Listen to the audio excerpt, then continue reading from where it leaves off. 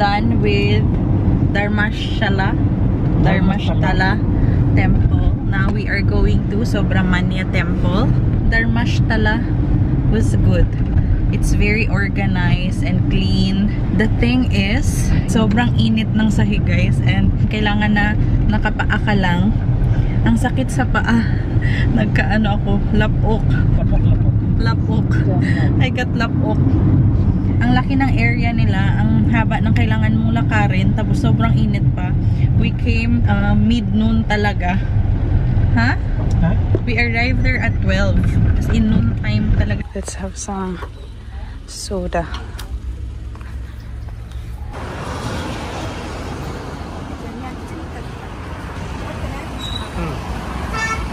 Drink!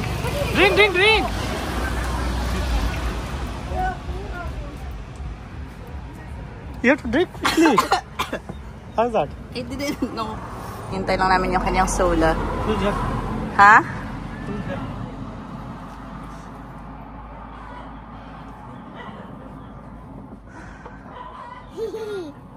Dangerous. Wait. Daddy's turn.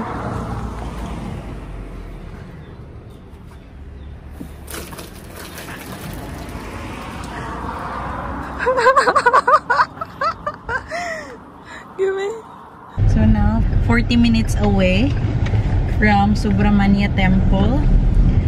Grabe kami na talaga. We are going to cover 2 temples today. And now it's 3:16. We'll arrive there at 3:55, alas 4.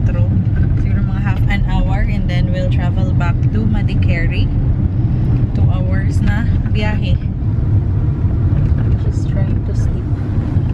Visitors of Dharmashala Temple are also going to Subramania Temple after they visited the first one. Almost 1 hour lang naman yung kailangan nilang biyahiin. So most of them, they are covering 2 places. So we'll do the same. 2 temples. Sa mga 1 hour lang naman yun. Kailangan biyahiin. This is our prasad from the temple. Itong isa, bigay to ng uncle dun sa kay Mishka. Freebie niya. Ito yung laman ng aming prasad talaga na binayaran. For this prasad, we paid 150 rupees. You have options for 150, 250, and 500 rupees. And this is the 150 rupees prasad. Raisins and sugar cubes. Tika. Holy water. Is this water for drinking, Han? Holy water. I'm not sure if pwedeng inumin ito. What's this one? With black sesame. Last one. Maybe this is puff rice. We'll move. Daan lang kami. Close man sila. Or it's open. Huh? It's open. Kaya lang naisip namin. Ito. Bago lang siya nakatulog. So para tuloy-tuloy yung kanyang pagnap. Hindi na lang kami bababa. Here's another one. Pilgrim Center. Can we go inside? Are you allowed to go inside? Not really. It's okay na, Han. Maybe we're not allowed pa. Sarado nga lang yung simbahan. Kasi yung gate, no one is there because it's weekday. Sarado.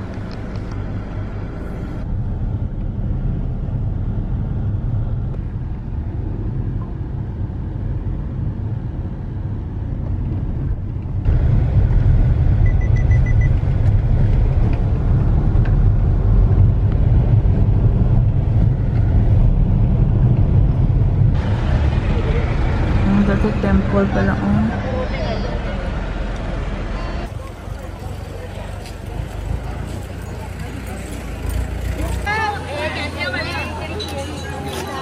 Actually, mas organized doon sa isang temple, guys, kasi meron doon silang lagayan ng mga sapatos dito. Kahit saan mo lang ilagay.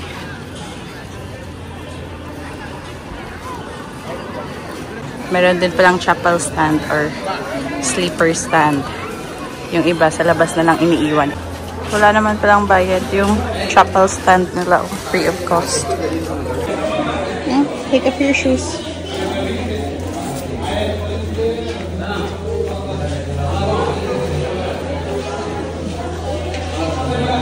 Give daddy, baby. Good job. Put it there, baby. Oh. Beside mommy and daddy's shoes. Sure.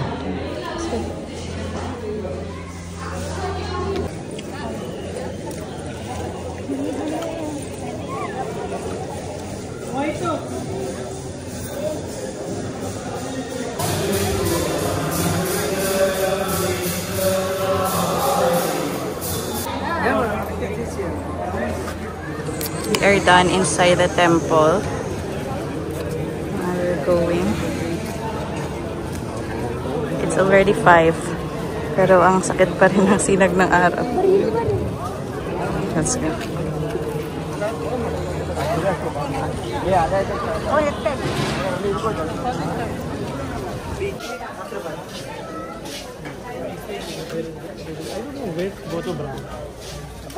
Here, oh. No, it's not. It's not good. You remember last time. You want? No, we're not buying toys. Kain muna tayo dito guys ng dosa. Let's have snacks here, Dane. 1 masala dosa. What about you?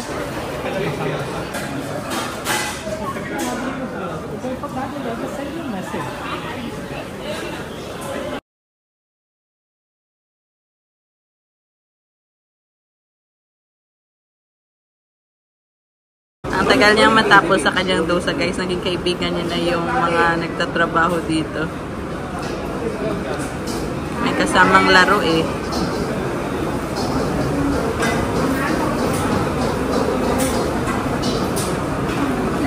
So ito yung sa labas ng temple guys. Ang daming mga makakainan, karinderya. Pero doon kami sa loob kasi medyo okay yung lugar. Buti hindi umiyak si Mishka sa mga laruan na to. Ang kukulay kasi tingnan. Say goodbye to the temple. Subramania Temple. Goodbye, temple. Actually, may minute kami na isang kakilalan ape. Yung branch niya is sobrang lapit lang dun sa temple. So sabi niya may isa pa daw na temple na pwedeng puntahan dito. Maliit na temple lang doon. Dito kasi siya naka-assign. For how long has been in this branch, huh? 1.5 years. 1.5 na siya. Are they still working when you went inside? Huh? Kasi alas ano pa ni 5:29. So syempre may trabaho pa yung mga kasamahan niya dito na branch.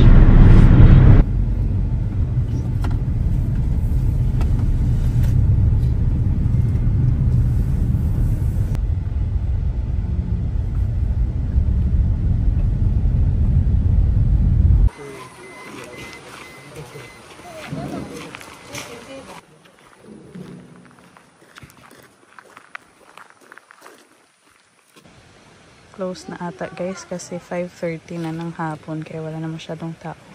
Or kasi masyado siyang papasok ba. So wala din masyadong tao siguro yung pumapasok dito. Meron ng isang sasakyan doon. Maybe there's no water. No water. Come here. Daddy's here. Here, there's river.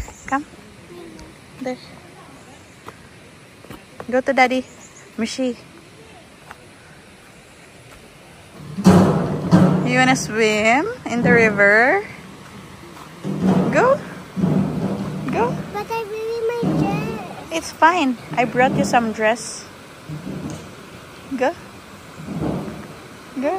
My slippers don't get wet. It's fine. I will carry it. Go. Go to daddy na bala. Go. Ang sarap sa tenga ng sound ng river. Scary. I able that Hold mommy's hand. was in there. Hold mama. Able. Oh, let's go. Oopsie. Go. Wow.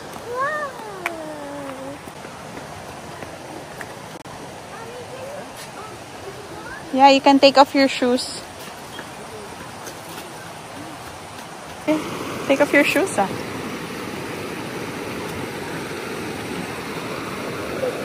Take off. Yeah. Come on. This way. Oops. Okay.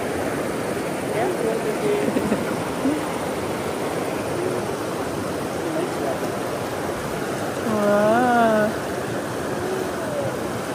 So good. This way, Mimi. Mishi, this way.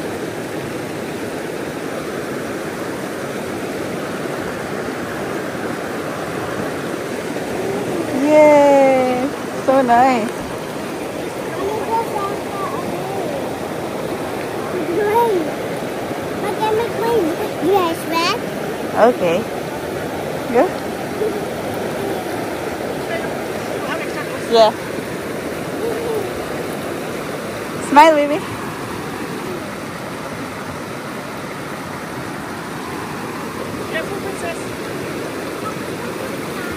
Yeah, I got some pants there.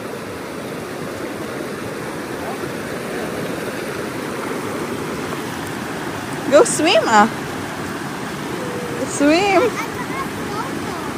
It's fine this way only. Not too deep.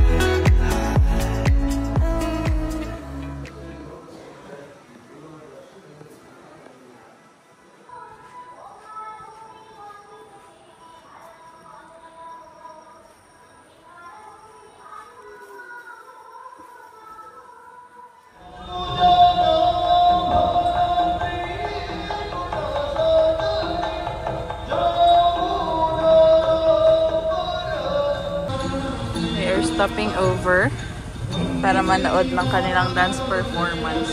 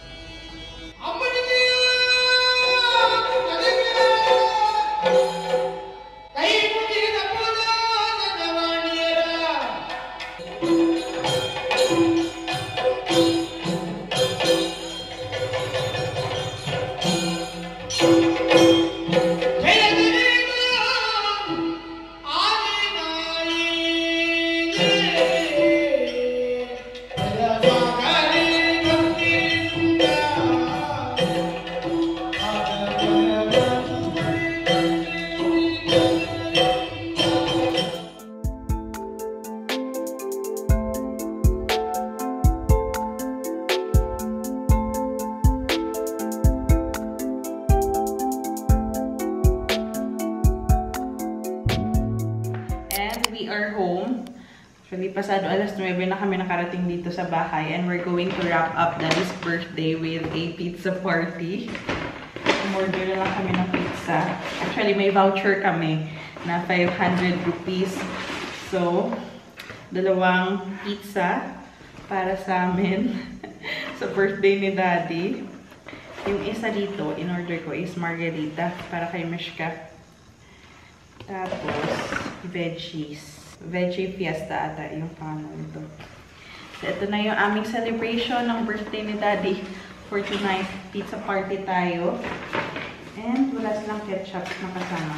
Pagdating namin dito guys, na-busy pa kami kasi nag-massage pa kami kay Mishka. Kailangan talaga siyang i-massage kasi pagod ang kanyang katawan. So now we'll have pizza party.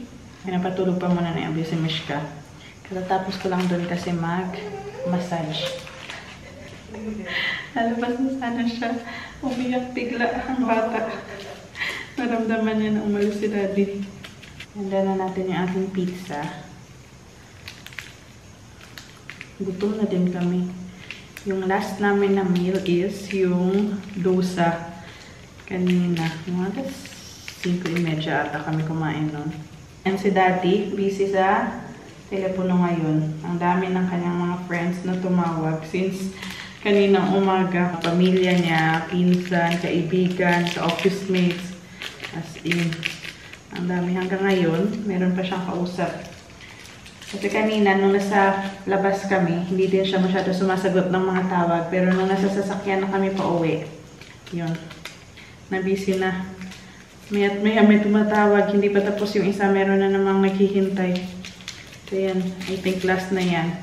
Si Harsh, tumatawag yung kanyang best friend talaga. Gino-joke ko pa kasi kanina nung nag-uusap kami ni Abby, sabi niya na yung mga best friend niya, hindi pa nakatawag. Meron talaga siyang mga childhood best friend. Marami siyang mga kaibigan, malalapit na kaibigan. Pero yung best friend niya talaga since childhood, si Harsh, si Nitin, and si Pranay. Yung tumawag din kanina sa kanya. Yun yung mga best friend niya talaga. Gabi na sila tumawag. Siyempre, may mga trabaho din naman. So anyway, let's eat.